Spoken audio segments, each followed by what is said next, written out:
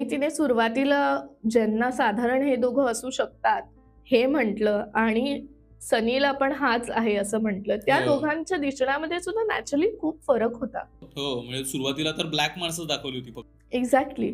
So आपल्याकडे Indian ज्युडिशियरीमध्ये एक Sterling witness नावाची गोष्ट आहे. आता स्टर्लिंग हा शब्द इथे आलाय, पण हो. तो आपल्या इकडे वेगळ्या अर्थी वापरला जातो. स्टर्लिंग विटनेस अशा अर्थी, की असा एक साक्षीदार ज्याचं व्हर्जन ऑफ ट्रूथ हे इतकं एअर टाईट असेल, की ते कुठच्याच प्रकारे डाऊट त्याच्यावर घेता येत नाही. ओके. खास करून जेव्हा अत्याचाराच्या केसेस असतात आणि जेव्हा प्रायमरी साक्षीदार ही ती महिला असते, तेव्हा ही टेस्ट वापरली जाते, की तिचं व्हर्जन हे इतकं सत्य आहे का, की केवळ तिच्या एकटीच्या व्हर्जनवर आपण गुन्हेगार एखाद्याला घोषित करू शकू. जर ते सत्य असेल, तर फक्त त्या व्यक्तीचं स्टेटमेंट हे एकटंच पुरेसं ठरतं.